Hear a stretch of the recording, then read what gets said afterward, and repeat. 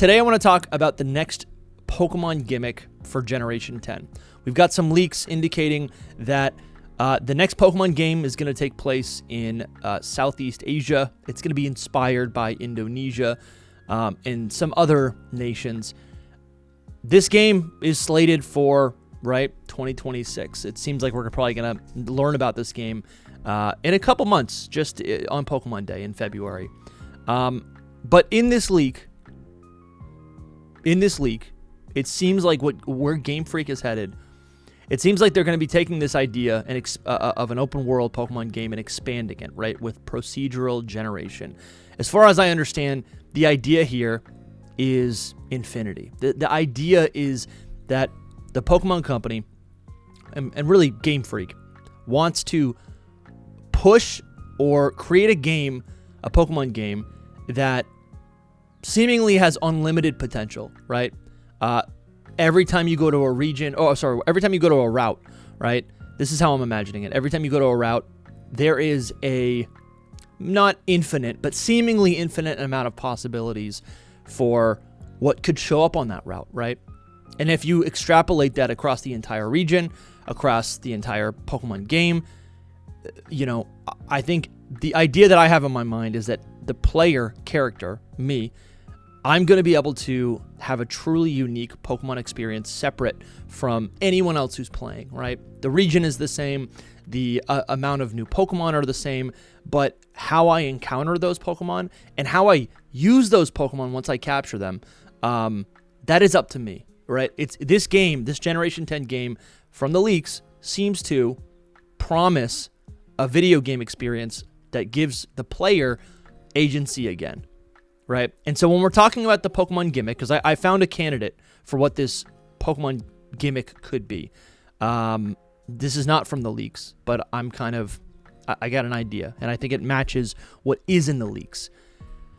So yeah, let me just, I guess, without any more, let me just tell you what the leak is, or not the leak. Let me tell you what the idea is. It's the idea of an and this is, for the record, this is this idea came from me being a fan of another YouTuber, the Sterninator. They had this idea for ultimate Pokemon evolution. I'm gonna kind of recap this a little bit. If you want, I will leave a link to this video that they put out a couple weeks ago, so you can check it out and kind of get the flavor of all these really awesome designs. They've made like 3 videos at this point with all these different like Pokemon designs. But let me just boil this down. This idea is infectious. I love it so much. It doesn't even need to be this specifically, but this idea is so great. This Pokemon gimmick focuses on maybe 2 aspects, or maybe it has 3 aspects. For one, it's very similar to Mega Evolution. So you have a Pokemon that is basically achieving its ultimate state, right? Typically in Mega Evolution, that this is limited to the final stage of an evolutionary line. Pokemon are able to achieve up to a 4th evolution. In this case, any Pokemon has the potential to become an ultimate version of what it is, right? In this example right here, Pikachu can have an ultimate evolution. It doesn't need to evolve into Raichu and then into Mega Raichu. Pikachu can become ultimate. Later in this video, Sterninator also details and illustrates and creates an entirely new design for an ultimate Scyther, right? Again, so cool.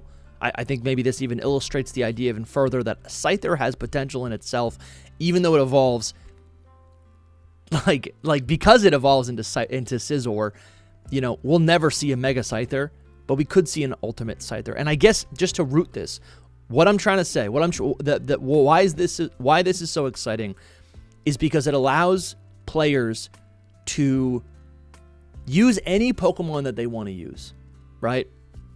Any Pokemon. If your favorite Pokemon is Poliwag, you can take that Poliwag, apply some sort of ultimate evolution to it, and now it's an ultimate Poliwag. It doesn't need to evolve into Poliwrath and then Mega Evolve. It can just be Poliwag, right? Like, so that's kind of the illustration of how this would work. And in this ultimate evolution, again, complements what we've seen in the leaks, this idea of infinity, because, again, it allows you, the player character, to pick any of your favorite Pokemon, right? And just like in the anime, you can use that. You can main that. You don't need to evolve it all the way. Every Pokemon has the potential to be an ultimate version of itself. Mechanically, what this does is, a Pokemon will get this ultimate Scyther gets a new design, because that's always really fun. The Pokemon can also achieve, similar to Mega Evolution, it can get a new type. But what makes this different from Mega Evolution is, rather than giving a Pokemon, some sort of random assortment of new stat points across all of its stats, right? Typically with Mega Evolution, we see a Pokemon, almost always, a Pokemon gets an additional 100 base stat totals. With an Ultimate Evolution, this Pokemon, Scyther for example, Ultimate Scyther, would not get an additional 100 stat points, but instead it would get a massive boost to only one specific stat. And I think this is really cool. And key, right, when we talk about another gimmick, I think it's important for these gimmicks, as I'll show you, I'm going to go through all the different gimmicks, but every gimmick basically takes one aspect of Pokemon that already exists and extends it, right, to its furthest conclusion, its ultimate power-up, and applies it and makes the gimmick, the power-up, accessible to any Pokemon, right?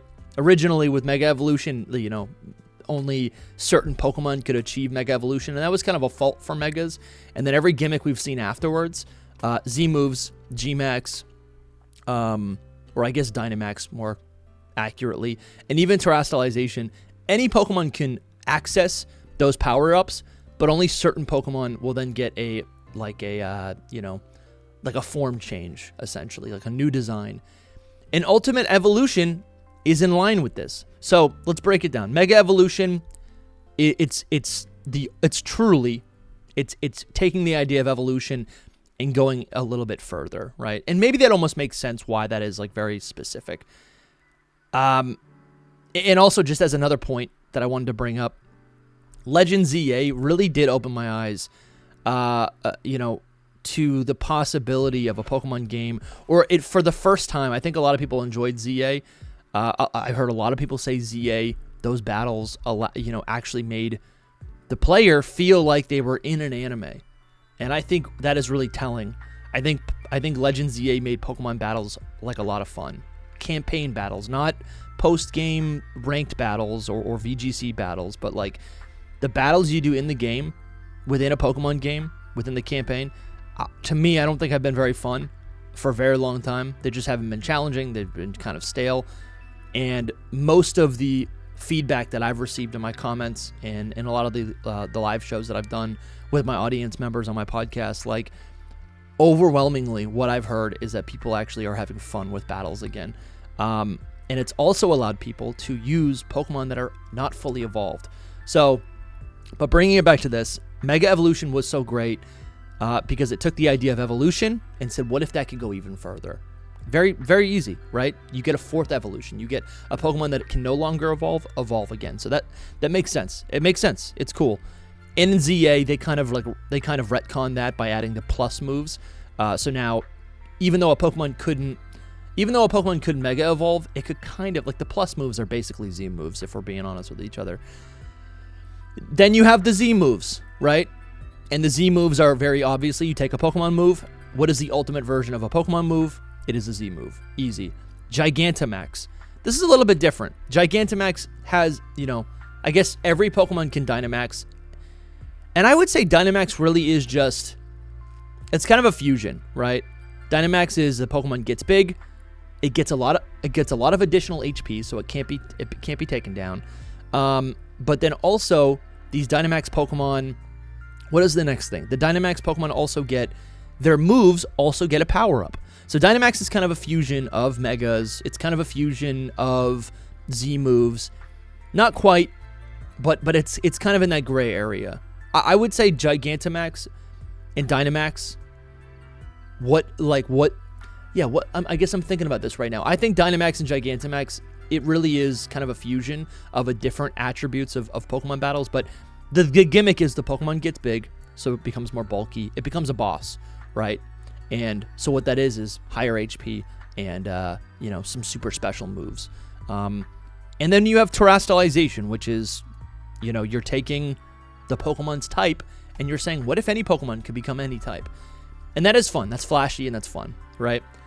But what Ultimate Evolution could do is take the idea of a Pokemon's signature attack or signature not ability, because ability is something, but taking a Pokemon's specialized stat, right, and bring it to the ultimate to the ultimate point. Sterninator, the creator of this concept, and I think they did borrow this concept from Ben 10, but I'm unfamiliar with Ben 10. I love the application that they did here with Pokemon. But this Ultimate Scyther, for example, gets 255 attack points. All of its other stats stay the same, right? The Pikachu, for example, I think just gets 255 it gets 255 speed. And all the other stats stay the same, right? So I'm sure there's a way to kind of like maybe make this a little bit more viable. And I like the idea of like a Pokemon, even if it doesn't get a new ultimate form, any Pokemon that you use in Generation 10, right, has this ability. You press a button, you become ultimate Poliwag, ultimate Go-Goat, ultimate Sableye. I'm trying to think of a Pokemon that I like that is unevolved. Porygon 2. You get Ultimate Porygon 2. That's just a Pokemon I like. Ultimate Porygon 2. And it maybe doesn't get a new visual design, but instead Porygon 2 would get a stat buff and, let's say, special defense. And this, I don't know. I just think this is really, really cool. And you could almost do a thing where if you actually wanted to bend this a little bit further, to put more customization in the Pokemon or in the player's hand, right? If you wanted to put more agency in the player's hand to give us more options in a playthrough, maybe what it could actually be is you designate, and actually, you know what's crazy? There was a rumor. There was a rumor that is completely false, but it does kind of line up with this. The idea was that like there was going to be these like deities. There was going to be like 5 or 6 deities that basically granted your Pokemon different powers. And I think I don't know if it was actually tied to stats, but I like the idea of it being tied to stats. So maybe this could work similarly where it's like, okay, you have your Pikachu, right? It's unevolved. You can turn it into Ultimate Pikachu. And you can designate, I want 100 more HP, or I want 100, I guess it's not 100. I either want to max out my HP, I want to max out my attack, or I want to max out my defense, or I want to max out my special attack. You can choose whatever stat you want. But if you max out Pikachu's special defense, speed, not special defense. If you max out its speed, then it becomes this ultimate form where it actually has this specific design, right? And that allows you to play through the game with Psyduck or something, right? And you can min-max your Psyduck to however you want to actually play the game with your Pokemon, right? You don't even need to evolve them. And I just think like the stats itself, like a Pokemon's stats being the focus point of a gimmick is really, really special. And again, I just love the idea of being able to use whatever Pokemon you want and powering them up however you want, and it not being limited to like the Pokemon's final evolution, right? Like I can't get G-Max I can't get G-Max Trubbish. These are bad examples. I have to get a G-Max, or I have to evolve Trubbish into Garbodor to get the G-Max Garbodor. You know what I'm going with this? Like, I just think this is such a great idea. Yeah, there was something else I wanted to say. Yeah, I just think this is such a fun idea. It's such a fun idea. And yeah, I just think it's a fun idea. Oh yeah, part of our journey, right, when we're playing through a Pokemon game, it's like, or I guess with the introduction of the EV and IV system, the whole point of that in Generation 2, and I know they had different names, it was like DVs and EVs, but the whole point of that was so that like when two trainers, even if they train the exact same teams, right, Maybe they had the same starter Pokemon. They both had a red Gyarados. They both had a Charizard. Even if they both had those same Pokemon, 2 trainers, when they fought, their stats would inherently be different, because when you capture a Pokemon, its DVs, or now its IVs, would be predetermined, right? And then based on your specific journey, depending on how many Geodude you fought, how many Pidgey you fought, right? If you wanted to go out of your way and actually give your Pokemon a bunch of proteins, your Charizard would just be inherently built different than your opponent. So when you're fighting off, maybe you're more defensive and you can take hits. Your opponent can't take those hits. Like, I feel like this is kind of integral to the idea of like a Pokemon RPG and the way we play through these Pokemon games. But now taking that idea and spinning it out into a brand new Pokemon gimmick that complements the Generation 10 game, right? That is all about infinity. That is all about, realizing your own Pokemon adventure, realizing, the choices that you make, right? Affecting not only the end of, like, it's like the choices you make and the random events that occur through the procedural generation, right? The random number generation of whatever event is going to happen in your game, and the choices you make. Those two things together, that defines your experience. Right? And that defines your adventure. And in a Pokemon game, how do you take that idea and apply it to a Pokemon gimmick? I think it's this ultimate evolution. I think it's like, it's not like we all get the same G-Max. We all get the same Z move. We all get the same Mega Evolution, right? Like, we all have the same Mega Meganium or the Mega Feraligatr. It's still the same Pokemon, but with an ultimate evolution, I'm going to want Mega Crocodile. I'm going to want Mega Bayleaf. Or not Mega, but Ultimate. I'm going to want to use those different Pokemon. My unique team. I just think this gimmick is so special because it feels like a reflection of like what the Pokemon journey is and how we all have our own thing going on. So, a little bit of a ramble there at the end, but I love this idea. This is the Sterninator. Huge fan. I've been watching them for a while, and they put out like 3 videos with these different ultimate evolutions. And again, the idea that Scyther, right? And they made these for all sorts of different Pokemon. Here's like a Gengar they made, right? And there's different callbacks. Here's like an ultimate Charizard that's all about special defense instead of attack or something else, right? Like, there's a lot of really cool ways you could go about this. And I'm just such a big fan. I love Scyther. I love Scizor. But I'm like, Scyther should be able to get something else. And this gimmick would allow for that, but then also, yeah, I kind of thought of it just live in this video, but I love the idea of just taking this a step further where I can make my Scyther max defense if I want to, right? And it has 255 defense, and it's just a tank, and that's my special Scyther, right? Taking that idea from Generation 2, bringing it to its limits, and giving me player choice again. I just think it's so special. In the same way that people love terrestrialization because you can give any Pokemon any type. That is fun. I haven't been shy about saying I don't love the implementation of that, but I think it could be really special to actually apply this customization in the agency to stat distribution. I don't know. Let me know what you think. I'm definitely curious about like this specific the specific stat distribution. This is from the Sterninator. They gave Pokemon, or they had the max out for the attack, or they had the max stat be 255. I don't know if that's like too busted. I'm sure they base that on like an existing stat, but the concept is so great. So let me know what you think, and hope you're having a great day. Subscribe if you're new. I gotta make some more Gen 10 videos. I'll see you guys later.